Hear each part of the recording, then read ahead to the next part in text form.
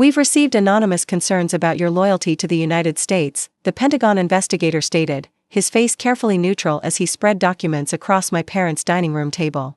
Accusations of foreign contacts. Suspicious financial transactions.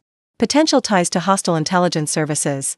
My mother sat rigidly in her chair, her perfectly manicured hands folded with satisfaction, while my father leaned back with the smug expression of a man who expected to watch his disappointing daughter finally get what she deserved. What neither of them knew, what the investigator himself didn't yet realize, was that the little government job they'd been trying to destroy was actually a position so classified that acknowledging it could compromise national security. The investigation had been my mother's doing. Patricia Wentworth Ashford had spent 30 years building connections in Washington, charity galas, political fundraisers, strategic friendships with people who could make things happen. When she'd called in a favor from her congressman friend, she'd expected a routine security review that would embarrass me, possibly cost me my clearance, and force me to come crawling back to the family fold. "It's for your own good," she told my sister Vivian 2 weeks ago, thinking I couldn't hear. "Stephanie has been living this fantasy for too long. Working for the government, pretending she's important. A security investigation will show her just how disposable she really is." My father, George Ashford III, had agreed. In his world, success meant the family business, Ashford Maritime, a shipping empire that had made generations of Ashfords wealthy beyond imagination. My refusal to join the company after graduating from MIT had been an unforgivable betrayal. "She thinks she's special because she has a PhD in linguistics and works for some alphabet agency," he'd scoffed. "Let's see how special she feels when they pull her clearance and she has to beg for a real job." They had no idea what they'd set in motion. The investigator's name was Marcus Webb, retired Army, now with the Defense Counterintelligence and Security Agency. He was professional, thorough, and clearly experienced with sensitive cases. "Dr. Ashford," he began, "I need to ask you some questions about your employment history and foreign contacts." "Of course. Your current position is listed as Senior Analyst with the Department of Defense. Is that accurate?" "That's what my unclassified employment record states, yes." He noticed my careful phrasing. Good investigators always do. "Are there aspects of your work that require a higher classification level?" "Yes." "Can you elaborate?" "Not without compartmented access authorization." My mother shifted impatiently. "Just answer the questions, Stephanie. This is ridiculous." Marcus held up a hand. "Ma'am, please let me conduct the interview." He opened my personnel file, the standard one, the cover that existed for exactly these situations. He scanned the first page, the second, the third. Then he reached the addendum. I watched his face change. The professional neutrality cracked, just for a moment. His eyes widened slightly. He read something, reread it, then looked up at me with an expression I'd seen before, on the faces of people who suddenly realize they're in the presence of something they don't fully understand. "I need to make a phone call," he said. "Is there a problem?" my father demanded. "I need to make a phone call." Marcus stood abruptly. "Everyone please remain here." He stepped into the hallway, closing the door behind him. Through the wall, I could hear the murmur of his voice, but not the words. My mother turned to me triumphantly. "See? He's probably calling to verify the allegations. You're in serious trouble, Stephanie." "Mother, you have no idea what you've done." "I've done what's necessary. Someone had to expose whatever lies you've been telling about your important work. The truth is, you're a secretary or a translator or some other replaceable." The door opened. Marcus returned, but he wasn't alone. 2 more people had appeared, a woman in civilian clothes who had the unmistakable bearing of senior intelligence, and a man in an army uniform with colonel's insignia. "Mr. and Mrs. Ashford," Marcus said, "I need you to leave the room." "Excuse me?" My father stood, his face reddening. "This is my house. This interview has been reclassified. The remainder of this conversation requires a security clearance none of you possess." He looked at my parents, my sister, her husband. "All of you. Out. Now. You can't just." "Sir." The colonel's voice cut through my father's protest like a blade. "This is not a request. If you refuse to leave, I'm authorized to have you detained for interfering with a national security matter." My family stared, stunned. "Stephanie?" My mother's voice had lost its confidence. "What is this?" "Please leave, Mother. I'll explain what I can afterward."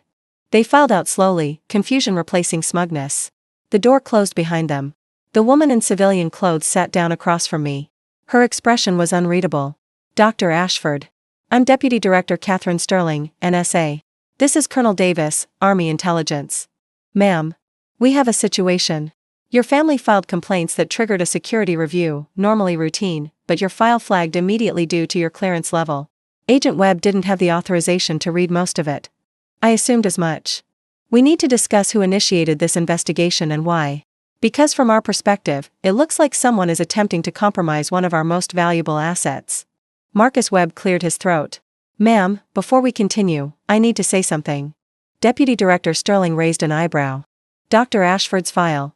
The unclassified portion included reference to a code name. Operation Nightfall. He paused, and I saw something shift in his expression, something personal. I was in Kabul in 2018. My unit was ambushed. Taliban had perfect intelligence on our movements. We should have all died that night. Kabul. I remembered the intercepted communications, the frantic hours of decryption and analysis, the warning I'd been able to get through just hours before the planned ambush. We received extraction coordinates from an unknown source. Someone had decoded enemy communications and identified the threat before it happened. 17 men came home because of that intelligence. Marcus looked at me directly. The code name on that intelligence package was Nightfall. That was you. I said nothing. I couldn't confirm or deny classified operations, even to someone who'd benefited from them. That was you, he repeated. You're the reason I came home to my daughters. Deputy Director Sterling intervened. Agent Webb, I appreciate the sentiment, but we need to focus on the current situation. Someone in Dr. Ashford's family is actively attempting to compromise her security clearance using false allegations. That's not just a family dispute, it's potentially a federal crime. Colonel Davis leaned forward. Dr. Ashford, we need to understand the family dynamics here. Why would your parents want to damage your career? I took a deep breath. Because they don't know I have a career. They believe I'm a low-level government employee who abandoned the family business out of spite. They've spent 15 years dismissing my work as unimportant. They don't know what you do. My cover is a mid-level analyst position. That's what appears on my tax returns, my public employment records, everything my family could access. They've never asked deeper questions because they've never believed I was capable of anything significant. And this investigation? My mother has connections in Washington. She used them to file anonymous concerns about my loyalty. I assume she fabricated allegations of foreign contacts, suspicious behavior, whatever sounded damaging. I paused. She expected a routine review that would embarrass me and possibly cost me my job. She didn't realize that targeting someone at my clearance level would trigger immediate counterintelligence protocols. Deputy Director Sterling shook her head slowly. The irony is remarkable. Your mother tried to prove you're nobody important, and instead she set off alarms that reached the highest levels of the intelligence community. What happens now? I asked. That depends on what we find. If this was simply family pettiness taken too far, we'll deal with it quietly. If there's any evidence of actual coordination with foreign entities, even unwitting coordination, the consequences will be severe. My parents aren't traitors. They're just cruel, Marcus Webb finished quietly. I was going to say, disconnected from my reality. But yes. That too. The investigation took 3 days. The NSA team traced the anonymous allegations to their source, a letter sent from my mother's personal computer, using a pseudonym but containing details only she could have known. The concerned citizen who contacted the congressman was actually a family friend who owed my mother favors. The accusations themselves were laughable upon examination. The suspicious financial transactions were charitable donations to veterans organizations. The foreign contacts were references I'd provided for a colleague's academic paper. None of it held up to scrutiny. But the investigation revealed something else. My mother had discussed her plan at a country club dinner, within earshot of several people who had no business hearing such conversations. The information had spread, been discussed, potentially reached individuals who might have genuine hostile intent. She hadn't committed treason. But she'd been careless with information about a classified employee, which was its own kind of serious. Colonel Davis explained the situation to my parents in their living room while I watched. Mr. and Mrs. Ashford, filing false allegations against a government employee is a federal crime. Filing false allegations against an employee with Dr. Ashford's clearance level is significantly more serious. My father's face had gone pale. We didn't know. You didn't know because you didn't ask. You assumed you could damage your daughter's career without consequences, and you were wrong. What's going to happen? My mother whispered. That's being determined. At minimum, you'll both be required to sign non-disclosure agreements. Any further discussion of Dr. Ashford's employment, any contact with government officials regarding her work, any attempt to interfere with her career will result in immediate prosecution. And the allegations we filed? Withdrawn. Expunged. Never happened. Colonel Davis's voice was ice. But the counterintelligence investigation you triggered will remain in our files. Your names will be flagged.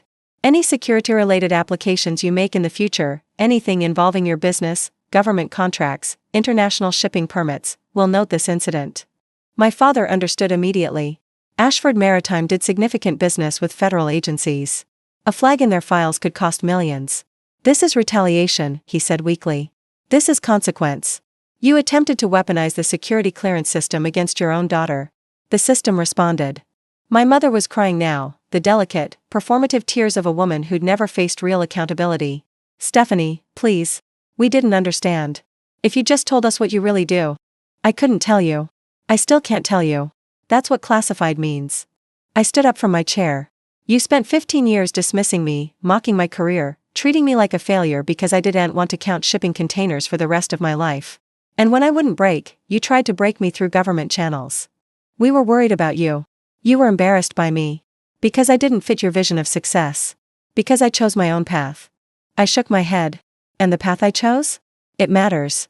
More than you'll ever know. Deputy Director Sterling stepped forward. Dr. Ashford, we should go. The debrief is scheduled for 1400. Yes, ma'am. I walked toward the door, then paused. Agent Webb saved 17 lives in Kabul, I said without turning around. There are others. Missions you'll never hear about. People who came home to their families because of work I did. Work you called playing secretary. Work you tried to destroy. I walked out of my parents' house and didn't look back. 6 months later, I was at a coffee shop in Georgetown when my sister Vivian appeared. Can we talk? I gestured to the empty chair across from me. Vivian sat down slowly, like she was afraid I might bolt. I didn't know about the investigation until it was already happening. I swear. But you didn't stop it either. I didn't think it would. I didn't understand what they were doing. Mom said it was just a routine review, that it would help you somehow. She paused. That was stupid. I know that now. What do you want, Vivian? I want to understand. Not the classified parts, I know you can't talk about that. But just, who you really are. What your life is actually like. I considered my sister. We'd been close as children, before the family expectations had driven us onto different paths. She'd followed the script, business degree, family company, suitable marriage. I'd rebelled. My life is complicated, I said finally. I work very long hours doing things I can't discuss. I travel to places I can't mention. I've done things that weigh on me and things I'm proud of, and I can't talk about any of it. Does it make you happy? I thought about it. Happy isn't the right word. Fulfilled, maybe. I know that what I do matters. That's enough. Mom and Dad are struggling. The incident with the investigation, it rattled them. Dad's been different. Quieter. Good. Stephanie. They tried to destroy my career because they couldn't accept that I'd chosen something they didn't understand. They didn't ask questions or try to learn, they just assumed I was failing and decided to prove it. I met my sister's eyes. That's not parenting. That's control. And I'm done being controlled. Is there any chance you could forgive them? Forgiveness requires acknowledgement. Has either of them actually acknowledged what they did? Not the consequences, the act itself. Have they said, we were wrong to dismiss you? We were wrong to try to hurt you. We're sorry for not seeing who you really are? Vivian's silence was answer enough. Then no. There's no chance. They're getting older, Stephanie. Dad's health isn't great. If something happens and you haven't reconciled, then I'll live with that. Because I already know that I tried, for 15 years, I tried. I invited them to my PhD graduation. I shared what I could about my work. I asked them to trust me even when I couldn't explain. And they responded with mockery, dismissal, and ultimately an attempt to destroy what I'd built. I finished my coffee. You're welcome to have a relationship with me, Vivian. I'd actually like that. But it has to be on honest terms. No intermediary missions for Mom and Dad. No guilt trips about family unity. Just us, as sisters, getting to know each other as adults. I'd like that too. Then let's start there. A year after the investigation, I received a call from Marcus Webb. Dr. Ashford? I hope you don't mind me reaching out. I got your contact information through official channels. Agent Webb. How can I help you? I'm retiring next month. Moving to Maine to be closer to my grandchildren. He paused. I wanted to thank you again. For Kabul. For all of it. You don't have to thank me. I do. Because every day with my family is a day I wouldn't have had without you. My daughters grew up with a father. My wife didn't have to bury me. That matters. I felt something tighten in my throat. It matters to me too. That's why I do this work. Your parents, have things improved? But I've made peace with that. Some wounds don't heal. You just learn to live with the scars. For what it's worth, the day I walked into that investigation expecting to find a security risk and instead found a hero, that is a day I'll never forget. Your family may not see who you are, but the people who matter do. Thank you, Agent Webb. Enjoy retirement. Stay safe out there, Nightfall. I smiled at the code name. Always. Last month, I received word that my father had a heart attack. He survived, but it was serious. The family gathered at the hospital, my mother, Vivian, various aunts and uncles. No one contacted me. No. I found out through Vivian's hesitant text message, Dad's in the hospital. Heart attack. Not sure if you want to know, but I thought you should. I sat with that information for a long time. In the end, I didn't go. Not to the hospital. Not to the family gatherings that followed. I sent flowers, anonymous ones, because I didn't want the gesture to become a negotiation. And I waited. 2 weeks later, I received a letter. Handwritten. From my father. Stephanie. I understand now why you didn't come. I wouldn't have come either, if I were you. The investigation, what we did, was unforgivable. Your mother thought she was protecting the family, but I knew better. I knew we were trying to hurt you, to force you back under our control. I went along with it because I was angry that you'd become someone I couldn't influence. I don't know what you really do. I'll never know. But lying in that hospital bed, thinking I might die, I realized something. I've spent 15 years punishing my daughter for being extraordinary. For choosing her own path. For becoming something I couldn't even imagine. I'm sorry. Those words aren't enough, but they're true. If you never want to see me again, I understand. But I wanted you to know that I finally see you, not as the daughter who left, but as the woman who became something remarkable in spite of us. Your father. I read the letter 3 times. Then I called my father. Stephanie? His voice was weak, surprised. I got your letter. Silence. I'm not ready to forgive you, I said. I don't know if I ever will be. But I'm willing to talk. To try to build something new. That's more than I deserve. Yes. It is. I paused. Get better, Dad. We have a lot of years to make up for. I hung up before I could say anything else. Before the emotions could overwhelm the boundaries I needed to maintain. My family had tried to destroy my career. They'd triggered an investigation that reached the highest levels of national security. And in the end, all they'd proven was what I'd known all along, that I was exactly who I'd chosen to become. Not Stephanie Ashford, disappointing daughter. Not a mid-level analyst, replaceable and insignificant. I was Nightfall. And I was finally seen.